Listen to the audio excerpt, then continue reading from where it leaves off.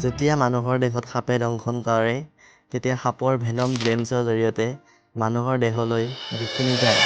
সাপে কামোৰাৰ পাছত মানুহৰ আটাইতকৈ ডাঙৰ ভুলটো হৈছে সাপে কামোৰা জেগাখিনিত মানুহে ৰছীৰে বান্ধি থয় আৰু সেইবাবে সেই ঠাইখিনিত ফুলি উঠে। সাপে কামোৰাৰ পিছত কি কৰিব লাগে এই ভিডিঅ'টোত কোৱা হ'ব। মানে সাপে কামোৰা জেগাখিনিত এইকাৰণে বান্ধে মানুহে যাতে তেজটো ৰখি যায়। কিন্তু মানুহে নাজানে যে সাপৰ বিষ তেজৰ মাধ্যমেৰে নহয়, লিম্ফেটিক মাধ্যমেৰেহে যায়। বিষাক্ত সাপে মানুহক যিকোনো প্ৰকাৰে দংশন কৰিব পাৰে। সেয়ে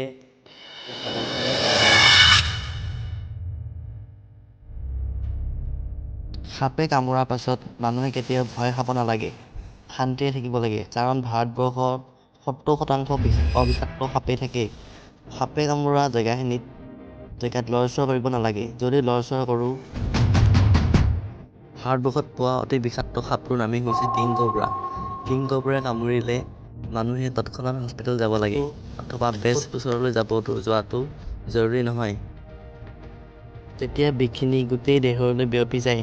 যদি সাপে কামোৰা ঠাইডোখৰত আঙুঠি পিন্ধি থাকোঁ, তেতিয়া খুলি দিব লাগে। আমি কেতিয়াও বেজৰ ওচৰত যাব নালাগে। যিটো সাপে কামোৰে তাৰ বিষয়ে জনাটো অত্যন্ত জৰুৰী। যিকোনো এটা সাপৰ বাবে কেৱল এটাই এণ্টিভেনম প্ৰস্তুত কৰা হয়। সেয়ে সঠিক যদি বাৰ্তা পোৱা নাযায়, তেতিয়া ডক্তৰে সঠিক এণ্টিভেনম দিবলৈ সক্ষম নহয়। সেয়ে সাপে কামুৰিলে তৎক্ষণাত নিজৰ জিলা হস্পিটেললৈ যোৱাটো অত্যন্ত জৰুৰী। এই ভিডিঅ'টোত আপোনালোকক সাপে কামুৰিলে কি কৰিব লাগে তাৰ বিষয়ে জনোৱা গ'ল। ধন্যবাদ। যদি ভিডিঅ'টো চাই অলপ হ'লেও উপকৃত হৈছা, তেনেহ'লে মোক লাইক, কমেণ্ট আৰু ছাবস্ক্ৰাইব কৰিব নাপাহৰিবা। আৰু লগতে তোমালোকৰ পৰিয়ালবৰ্গলৈ শ্বেয়াৰ কৰি দিবা বুলি আশা কৰিলোঁ। তো ধন্যবাদ।